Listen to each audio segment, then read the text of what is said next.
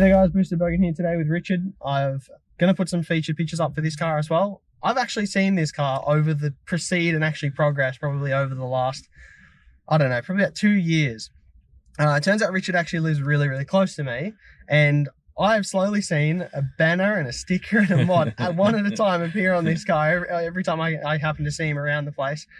And I'm glad to say I've had the chance to actually run into him today and ask him a few questions about his car and get a bit more of an explanation as to, one, the scheme and the story behind it and sort of where it all came from. So if you could tell me a little bit about the car just initially, and I might ask you some questions, if that's all right. Well, there's plenty of white ones around, and I just wanted to add my flair to it, and I'd seen some with a bit of black on them, so I started doing that and adding more and more, and then I started adding more carbon fibre instead of black, and just to have to get the right balance of black, not too much white, and pretty happy with the way it looks now. Yeah, I noticed the carbon fibre on the hood and on the roof as well. It's really tidily done as well. Sometimes you see it and it can be a bit how you going, but it's done really, really cleanly on this car. It's a good example of when carbon fibre is done right and in the right amount, it can look all right. There's plenty of examples where it's either too much or too little, but no, this is a fantastic example, which is nice to see. Thanks. Especially for such a newer car as well. You see a lot of these getting around, but not many people take the time to actually sort of make it a bit more unique. But you've got to explain to me the aliens theme, please. Where did that come from? So is that what you started with, or that was just something that you got one little bit of and then sort of just went from there?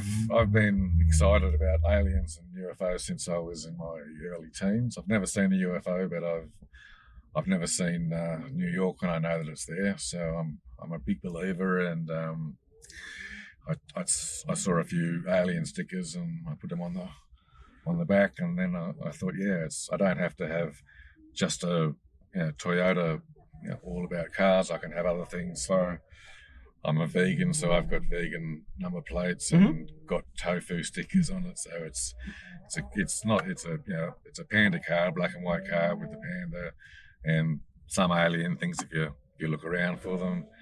And it's just a combination, a mix of interests. And, I'm a believer. No, that's fair. That's fantastic.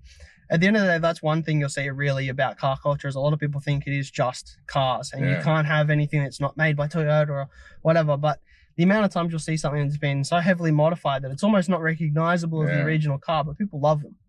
It's unique. It's yours.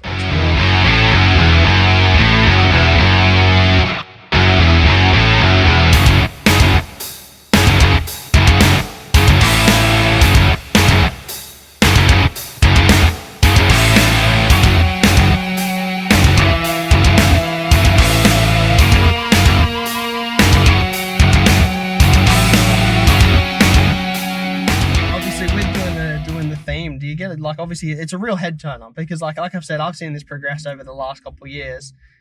How many questions do you get on a daily basis? Like, you pull up at a car shop, just like go shopping or something like that. I could imagine you get pulled up and asked questions. Well, I know it's a head turner because whenever I'm just walking towards or away from the car, I quite often see someone looking at the car, which means that for 99% of the time when I'm not at the car, there's probably a chance that someone else is having a look at it at that time too. So I know that people are keen, and when people see me near the car, quite often they'll see the believe sticker, and some people think it's religious, but most of them go, "Oh, is that to do with aliens?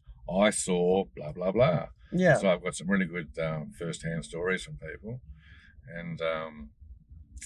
and because it's a black and white car, and they used to be with the panda thing, I thought, I've got a couple of little pandas on the back, and then I've got a big panda that sits where you are sometimes. Yeah, we got a really good shot of that. I got him to put it in the boot so we could do this interview, and it looks brilliant. So we've got a fantastic shot of that.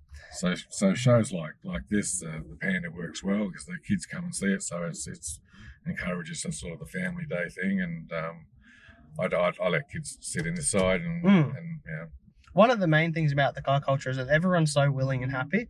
I actually spoke to a gentleman before, Shane, I believe his name was. He has a Datsun 1200 Ute, and another guy owns one of the other Utes, and he asked him if he could go. He came and actually saw him and said, "Oh, do you own the other Ute?"